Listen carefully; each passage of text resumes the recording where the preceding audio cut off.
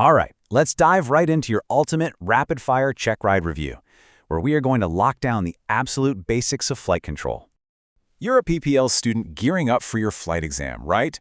So we're skipping all the fluff and dropping straight into the cockpit mentality that you actually need to pass. We have a ton of critical ground to cover today in this explainer to get you check ride ready, so let's get to work. Section 1. Cockpit Communication and Awareness.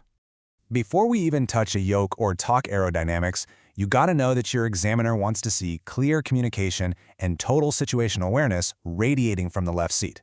I mean, the absolute most critical safety protocol in that cockpit, it's the positive transfer of aircraft control.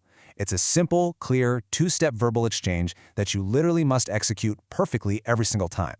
So when your instructor or examiner is handing over control, they'll say something like, "You have control," or "You have got her." And you must immediately hit them back with step 2, "I have control," or "I have got her." Same thing goes when they take over. It leaves absolutely zero doubt about who's actually flying the airplane. Now, to maintain flawless spatial awareness and basic airmanship, you'll use the brilliantly simple clock method to call out traffic and point out objects. It goes like this. 12 o'clock is straight ahead. 3 o'clock, that's to your right. 6 o'clock is directly behind you. And 9 o'clock is perfectly in line with your left wing. You use this system to make sure you keep a constant lookout for other traffic while you're simultaneously, monitoring your engine temps and pressures inside the cockpit. Multitasking at its finest. Moving on to Section 2. Mastering straight and level. Everything, and I mean everything, builds on this next foundation. It's the basis of every single maneuver you're going to perform. Mastering straight and level flight. Your main visual reference right out the window is the horizon. You've got to treat it as perfectly flat to keep the nose level and ensure your wings remain unbanked.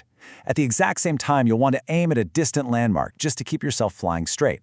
Now, I know it sounds incredibly basic, but believe me, on exam day, your examiner will be watching exactly where your eyes are looking. All right, Section 3, the flight control groups. To manage the intense workload up there, you must instinctively organize the cockpit into 3 distinct control groups in your mind. First up, the main flying controls. That's your elevators, ailerons, and rudder. And these are for fundamental aircraft attitude. Second, you have the auxiliary flying controls, which are your flaps and trimmers. And third, the engine controls, throttle, mixture, and carb heat. Grouping them like this in your head just massively simplifies your power and flight management. Which brings us to Section 4. Primary effects and axes. Okay, let's get into the nitty-gritty. The absolute core of your check ride knowledge really comes down to mastering the primary effects of those 3 main flying controls we just talked about. First up, we have pitch. Pitch is simply the up and down movement of the aircraft's nose, and this motion is dictated entirely by your elevator. Next up is roll, which controls the banking angle of your wings to the left and to the right. This essential motion is commanded entirely by your ailerons. And finally, we have yaw. This controls the side-to-side lateral motion of the nose. You drive this one with your rudder pedals. Now, these 3 control relationships, they are absolute check ride gold. Seriously, burn them into your memory right now because your examiner will definitely ask you about this.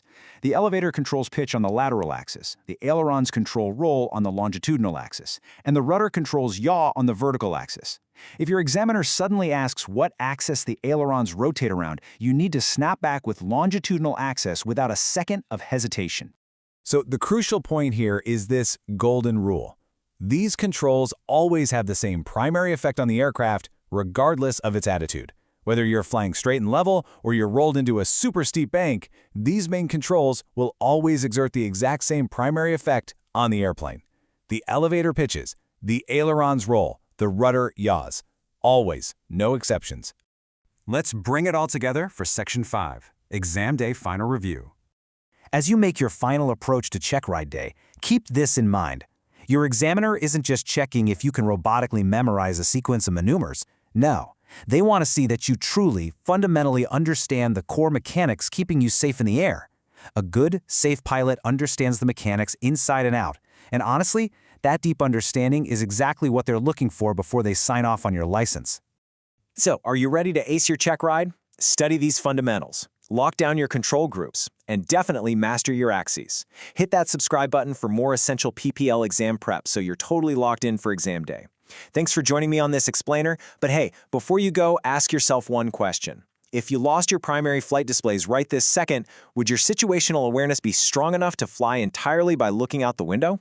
Think about it. Safe flying out there.